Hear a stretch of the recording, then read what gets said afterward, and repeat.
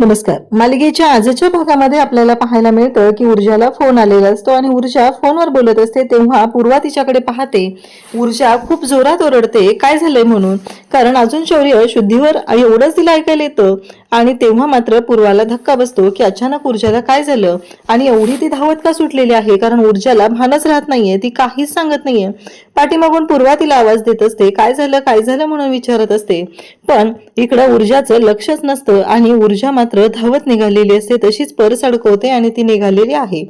तेव्हा मात्र पूर्वाला धक्का बसतो की हे सगळं काय आहे आणि अचानक ऊर्जाला काय झालंय. पूर्वा तिच्या मागे धावत असते पण ऊर्जा मात्र थांबायलाच तयार नाहीये.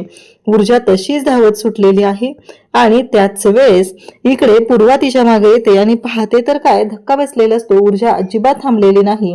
पूर्वाला त्या काळजी वाटायला लागलेली आहे की काय झालंय नक्की, माझ्या मुलीच्या बाबतीत काही प्रॉब्लेम तर येणार नाहीये ना, नक्की सगळं नीट असेल ना, हा एकच प्रश्न पूर्वाला पडलेला असतो. आणि त्याचबरोबर ऊर्जा धावत हॉस्पिटलमध्ये येते. शौर्य शौर्य तू ठीक आहेस ना असं म्हणतच ती आलेली असते. तेव्हा मात्र तिथे उभ्या असलेल्या हर्षवर्धन त्याचबरोबर विजय या सगळ्यांना धक्का बसलेला असतो, कारण ऊर्जा डायरेक्ट आता नर्सकडे येते आणि तिला विचारू लागते की शौर्य कसं आहे. डॉक्टर समोर असतात. डॉक्टरांना ती विचारते की शौर्य कसं आहे. तेव्हा डॉक्टर म्हणत असतात की काय झाले, तुम्ही शांत व्हा जरा. डॉक्टर मात्र इकडे हर्षवर्धन आणि विजय यांना सांगत असतात की काहीतरी मिरॅकल झालं पाहिजे, कारण अशा कंडिशनमध्ये काय झालंय हेच कळत नाहीये आणि त्यामुळे शौर्य या कंडिशन मधून बाहेरच येऊ शकत नाही. त्यामुळे असं काहीतरी घडलं पाहिजे. जर ते मिरॅकल झालं तरच या सगळ्या गोष्टी सॉल्व्ह होतील असं डॉक्टरांचं सुद्धा म्हणणं असतं. आणि तेव्हा मात्र डॉक्टर म्हणत असतात की आपल्याला काय करायचंय ते ठरवावं लागेल. ऊर्जा मात्र शांतपणे या सगळ्या गोष्टी पाहत डॉक्टरांना विजया म्हणत असते काय झालंय नक्की, माझ्या मुलाला काय झालंय, हे सगळं काय घडतंय असं डॉक्टर विचारत असतात. आणि तेव्हा मात्र इकडे डॉक्टरांनाच प्रश्न पडलेले असतात आणि त्याच वेळी डॉक्टर काळजी करत आहेत. ऊर्जा म्हणत असते की फक्त एकदा मला भेटू द्या त्याला असं डॉक्टरांना ऊर्जा सांगू लागते. डॉक्टर म्हणत असतात अहो पण काय हे. तेव्हा आजी म्हणतात की डॉक्टर जाऊ द्या तिला आतमध्ये. आता मात्र विजया किंवा हर्षवर्धन कोणीच काही बोलत नाही. सगळेजण शांत राहतात, कारण ऊर्जा आज जाणार आहे, नक्की काय घडणार आहे हे कोणाला काहीच माहिती नसतं. आणि या दोघांनी सुद्धा तिला जायला परमिशन दिलेली असते, कारण डॉक्टरांनाही असं वाटत असतं की ठीक आहे जे होईल ते होईल, शेवटी ती मुलगी म्हणतीये ना. आणि मग आजीने सांगितलेलं असतं की हो तिच्यामुळेच आज शौर्य इथपर्यंत पोहोचलेलं आहे, अन्यथा खूप अवघड झालं असतं असं आजीचं सुद्धा म्हणणं असतं. डॉक्टरांना ऊर्जा म्हणत असते प्लीज मला एकदा जाऊ द्या, मला एकदा भेटू द्या त्याला, मी बघेल काय झालंय ते असं म्हणत आता ऊर्जा डॉक्टरांना कन्व्हिन्स करत आहे. आणि आता रात्र डॉक्टर म्हणतात की चालेल. विजय आणि त्याचबरोबर हर्षवर्धन पण पाहत राहतात.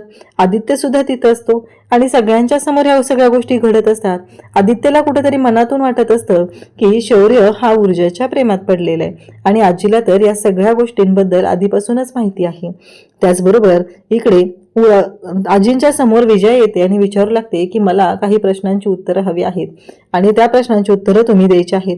आजी म्हणते की हो मी सगळ्या प्रश्नांची उत्तरं देणार आहे, सगळ्या गोष्टींची उत्तरं मी तुम्हाला देईल, पण शौर्य शुद्धीवर येऊ दे. एकदा का शौर्य शुद्धीवर आला की मग सगळं मी तुला सांगेन. हर्षवर्धन आणि त्याचबरोबर विजय या दोघांनाही सगळ्या प्रश्नांची उत्तरं देणार आहे असं आजींनी स्पष्टपणे सांगितलेलं असतं. इकडे इन्स्पेक्टर मानेंना आता होळबुट्टेंचा फोन आलेला असतो. होळबुट्टे काही या केसवर येत नाहीये. तिकडे हर्षवर्धन भडकलेला आहे आणि बिचारा मानेंना प्रश्न पडलेला असतो की आता कसं करू मी मॅनेज सगळं, ह्या सगळ्या गोष्टी कशा करणार आहे. आणि इकडे होळबुट्टे ऐकायलाच तयार नाही आणि होळबुट्टे म्हणत असतात फॉरेन्सिक रिपोर्ट आले का. तेवढ्यातच तिथे कदम फॉरेन्सिक रिपोर्ट घेऊन येतात आणि मग मात्र होळबुट्टेंना सांगितलं जातं की हो आलेत. म्हणजे .22 ची गोळी जी चालवलेली होती आणि तिथे सापडलेली शेल आहे त्या दोन्हीचं मॅच झालेलं आहे. आणि त्याचबरोबर आता आपल्याला ह्या सगळ्या गोष्टी लक्षात घ्यायला लागणार आहेत. आता होळबुट्टे म्हणत असतात की लवकरात लवकर हॉस्पिटलमध्ये जा आणि एकदा का त्या शौर्याचं स्टेटमेंट मिळालं तरच पुढच्या गोष्टी घेतल्या आपल्याला योग्य पद्धतीने हाताळता येतील असं इन्स्पेक्टरला सांगितलेलं आहे. इन्स्पेक्टर माने म्हणतात मला कळतच नाहीये हे सगळं काय चाललंय. त्याचवेळी मानेंना आता प्रश्न पडलेला असतो की नक्की काय करू. आणि त्याचबरोबर माने म्हणत असतात की नाही मला या सगळ्या गोष्टीच्या मुळापर्यंत गेलं पाहिजे तरच सगळ्या गोष्टी क्लिअर होतील. पण इकडे कदम मात्र म्हणत असतात की होळबुट्टेंनी बरोबर तुम्हाला अडकवलेलं आहे आणि होळबुट्टेंनी तुम्हाला या सगळ्यामध्ये अडकून सोडलेलं आहे. आता तुम्हालाच विचार करावा लागणार आहे की काय करायचं आहे असं सांगितलं जातं. इकडे पूर्वाच्या डोक्यात विचार चालू असतात, नक्की काय झालं असेल आणि कशा पद्धतीने हे सगळं घडत आहे. त्याच वेळी आपल्याला इकडे पूर्वा ज्या पद्धतीने विचार करत आहे आणि त्याचबरोबर इकडे ऊर्जा आता शौर्याच्या रूममध्ये आलेली आहे. शौर्याची ती अवस्था पाहून ऊर्जाला धक्का बसलेला असतो. ऊर्जाला कळतच नसतं की काय झालंय हे सगळं. आणि ऊर्जा मात्र आता शौर्याकडे पाहून म्हणत असते की तू मला कायमस्वरूपी साथ देण्याचं वचन दिलेलं आहे आणि हे सगळं काय चाललंय शौर्य, तू असं नाही राहू शकत आहे. तू माझ्याशी अशा पद्धतीने नाही वागू शकत. तुला उठावं लागणार आहे. तू लवकर बाहेर आला पाहिजे कोमातून, असं म्हणत ऊर्जा इकडे बोलत असते आणि शौर्याला उठवण्याचा प्रयत्न करत असते. खूप रडत असते. ती म्हणत असते की शौर्य, माझं सुद्धा तुझ्यावरती खूप प्रेम आहे. या ऊर्जाचं शौर्यावरती खूप प्रेम आहे. असं जेव्हा ऊर्जा म्हणते तिच्या डोळ्यातून पाणी वाहत असतं. तिला खरंच खूप वाईट वाटत असतं. आज शौर्याची जी अवस्था आहे ते पाहून तिला धक्का बसलेला होताच, पण आत्ता मात्र ती मनापासून शौर्याला सांगत असते, कारण आजीचे ते शब्द जे आहेत ते ऊर्जाला आठवत असतात. आजी ज्या पद्धतीने बोललेली होती ते सगळं तिला आठवत असतं, कारण माझा शौर्य खोटा नाहीये, त्याने तुझी कोणतीही फसवणूक केलेली नाही. मग तिला आठवत असतं शौर्य तिला भेटल्यानंतर जे बोललेला होता. शौर्य तिला सांगत होता की माझं तुझ्यावर मनापासून प्रेम आहे, मला ह्या गोष्टी तुझ्यापासून लपवायच्या नव्हत्या, पण ह्या गोष्टी मी कशा सांगणार हाच प्रश्न पडलेला होता. आणि तेव्हा मात्र इकडे हे सगळं तिला आठवत असतं. शौर्याने तिच्यावरच्या प्रेमाची कबुली तिच्याजवळ दिलेली होती आणि तिला एवढंही सांगितलेलं होतं की ऊर्जा, खरंच मी खरं आहे. आजपर्यंत ज्या गोष्टी मी तुझ्यासाठी केलेल्या आहेत किंवा जे काही मी बोललेलं आहे ते सगळं खरं आहे, फक्त एकच गोष्ट सोडली तर, अशा पद्धतीने शौर्य बोललेला असतो. ऊर्जा मात्र रडत असते. शौर्याकडे ती पाहत असते. शौर्याला सांगत असते की हे बघ शौर्य, मला माहिती आहे जे काही घडलेलं आहे, आणि ती त्याला तिच्या मनातल्या ज्या भावना आहेत त्या सांगायला सुरुवात करते. जेव्हा ती तिचा मन मोकळं करण्याचा प्रयत्न करत आहे तेव्हा मात्र शौर्य अजूनही कोमामध्येच असतो. ऊर्जा म्हणत असते शौर्य, तुला उठावं लागणार आहे. या ऊर्जाचं शौर्यावरती मनापासून प्रेम आहे, खूप प्रेम आहे, असं ती सांगायला सुरुवात करते. आणि त्या क्षणी ऊर्जाच्या डोळ्यातले जे अश्रू आहेत ते शौर्याच्या हातावरती पडतात आणि त्या क्षणी शौर्याच्या हाताची हालचाल सुरू होते. शौर्याने ऊर्जाचा हात हातात घेतलेला आहे आणि त्याचबरोबर तिने त्याचा हात घेतलेला असतो हातात, तर शौर्याने सुद्धा तिचा हात पकडलेला आहे. त्या क्षणी तिला जाणीव होते की शौर्य हा शुद्धीवर येऊ लागलेला आहे. आता मात्र ऊर्जा एवढी खुश होते आणि बाहेर वेगळाच गोंधळ विजयाचा चालू असतो. तिला असं वाटत असतं की काय ही मुलगी एवढ्या वेळ झाला आत गेली, काय चाललंय नक्की. इकडे शौर्य शुद्धीवर आलेला असतो. सगळेजण विजयाला समजवत असतात. कधी नव्हे ते हर्षवर्धन सुद्धा शांतपणे ह्या सगळ्या गोष्टी हँडल करत असतो. त्याच्याही लक्षात येत नसतं की हे सगळं काय होतंय. आणि त्याचबरोबर जेव्हा शौर्य शुद्धीवर आलेला असतो, ऊर्जा असं म्हणत असतो, विजया म्हणते मला जाऊन आत बघायलाच पाहिजे. आणि मग विजया आत जाते. इकडे ऊर्जा म्हणत असते शौर्य शुद्धीवर आला. विजया जेव्हा पाहते शौर्य शुद्धीवर आलेला आहे तेव्हा ती बाहेर जाऊन सगळ्यांना सांगते आणि सगळेजण धावत येतात. शौर्य शुद्धीवर आलेला आहे हे पाहून खरं तर विजयाला आनंद झालेला असतो, पण तिची जी रिॲक्शन आहे ती एवढी वाईट असते की त्यावेळेस तिने ऊर्जाचा हात पकडते आणि ऊर्जाला खेचतच तिथून बाजूला करते आणि शौर्य माझा आहे, शौर्याच्या जवळ मी जाणार आहे असं म्हणत तिने शौर्याच्या जवळ गेलेली असते आणि शौर्याला सांगत असते की शौर्य तू बरा झालास, तुला खरंच बरं वाटते. या गोष्टीचा जो आनंद तिला झालेला असतो तो मात्र खूप मोठा असतो आणि ती ज्या पद्धतीने शौर्याला हँडल करत आहे, शौर्याकडे बोलत आहे, शौर्याला सांगत आहे, त्यावरून तर स्पष्ट होत असतं. आणि त्याचवेळी हर्षवर्धन तिथे येतो. तो डॉक्टरांना बोलवतो, माझा मुलगा शुद्धीवर आला. ही जी गोष्ट असते ती हर्षवर्धन सुद्धा ओरडून ओरडून डॉक्टरांना सांगू लागतो.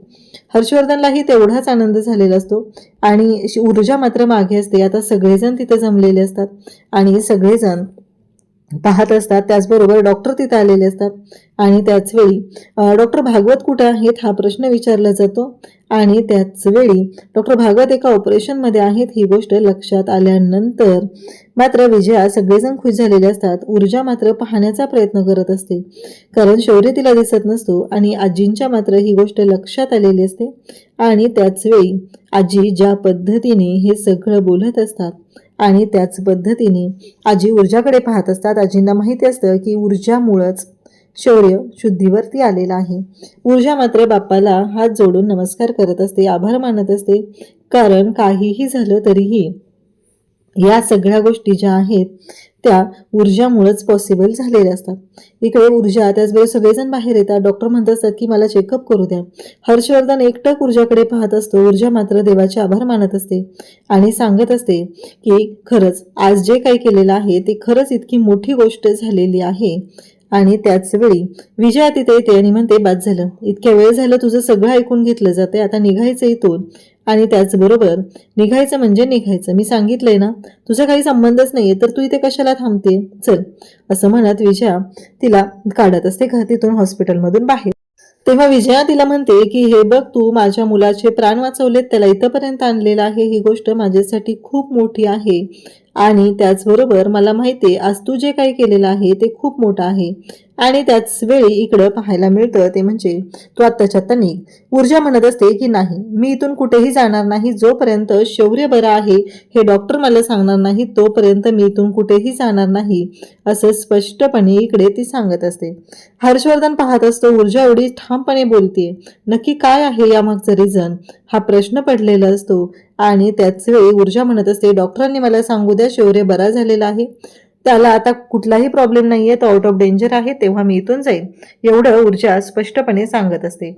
आता मात्र इकडे आदित्य म्हणतो की आई शांत हो, आता परिस्थिती काय आहे ह्या गोष्टीचं तरी भान ठेव की आत्ता जो आपला शौर्य आहे जिवंत आहे तो फक्त आणि फक्त तिच्यामुळे आहे, तिनं त्याला इथे हॉस्पिटलला आणलं म्हणून शौर्य जिवंत आहे, ही गोष्ट लक्षात असू दे, मगच तू अशा पद्धतीने बोल, असं सगळं सांगितलं जातं.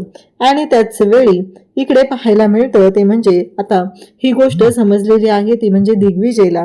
आणि दिग्विजय शिर्के हा घरात ओरडतच आलेला आहे आणि तो सांगू लागतो की लवकर आहे बाहेर, अर्पिता बाहेर आहे.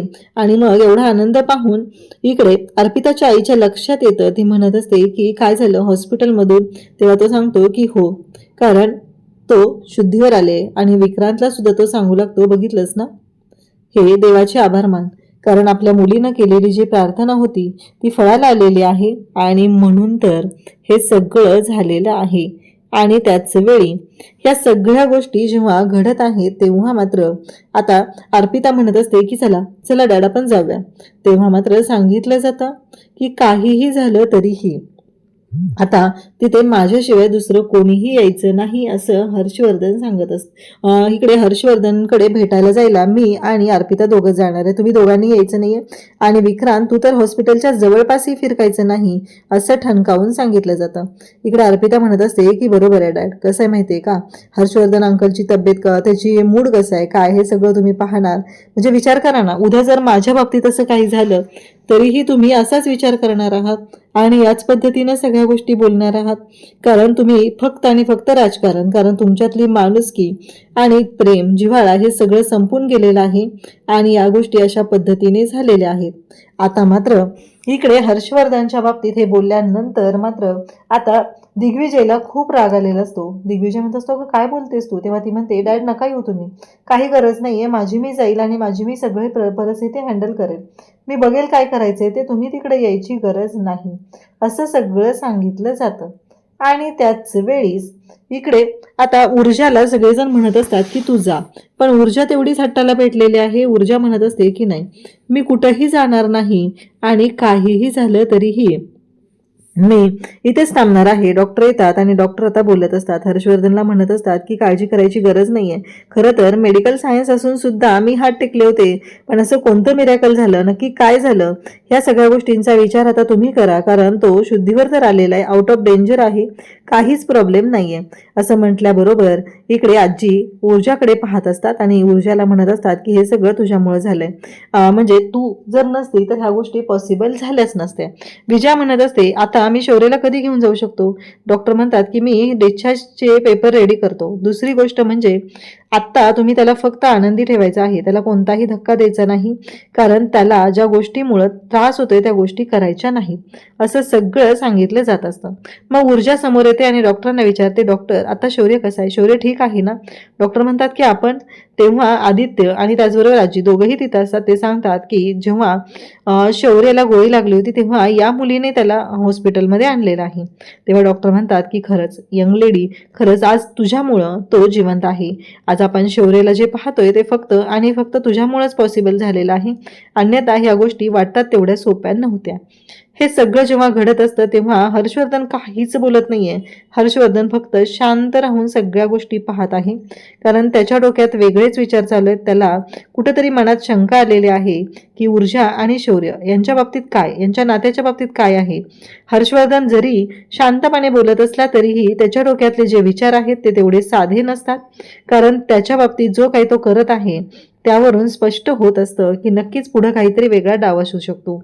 उद्याच्या भागात आपल्याला पाहायला मिळतं की अर्पिता आलेली आहे आणि अर्पिता इकडे शौर्याला म्हणत असते की शौर्य, मी तुझ्याशिवाय जगू शकत नाही. आणि नेमकं त्यांच्याच मागे तिथे ऊर्जा उभी आहे आणि शौर्य ऊर्जाकडे पाहत असतो आणि अर्पिता इकडे सांगत असते की मी तुझ्याशिवाय जगू शकत नाहीये. हे सगळं जे काही घडत आहे त्यामध्ये मला खूप मोठा धक्का बसलेला होता. या सगळ्यातून बाहेर पडणं ही वाटते तेवढी सोपी गोष्ट नव्हती. पण शौर्य, तू बरा झाला. आता मी माझ्या नजरेसमोरून तुला अजिबात बाजूला होऊ देणार नाही. असं जेव्हा ती बोलते तेव्हा मात्र ऊर्जाला धक्का बसलाय, तिला वाईट वाटलेलं आहे. इकडे हर्षवर्धन त्याचबरोबर इन्स्पेक्टर माने आणि दिग्विजय शिर्के बोलत असतात. हर्षवर्धन मानेला सांगत असतात की ज्याने कोणी हे केलेलं आहे त्याला माझ्या समोर आणून ठेवायचंय, कारण मी त्याला सोडणार नाहीये असं त्याच्या डोक्यात सुरू असतं. तेव्हा मात्र दिग्विजय शिर्के म्हणत असतात, अहो पण हर्षवर्धन वकील साहेब, कशाला तुम्ही ह्या सगळ्या गोष्टींचा विचार करताय? म्हणजे पोलीस करतील ना त्यांचं काम, तुम्हाला कशाला तो माणूस हवाय? तेव्हा हर्षवर्धन म्हणतो की ही केस पर्सनल झालेली आहे आणि ज्या पद्धतीनं माझ्या मुलाची जी काही अवस्था झालेली आहे त्या सगळ्यातून माझ्या मुलाला बाहेर काढणं गरजेचं आहे. जोपर्यंत मी माझ्या मुलाला या सगळ्यातून बाहेर काढत नाही आणि त्या गुन्हेगाराला शिक्षा देत नाही तोपर्यंत मी शांत राहणार नाही. अशाच अपडेटसाठी चॅनलशी कनेक्ट राहा. थँक्यू.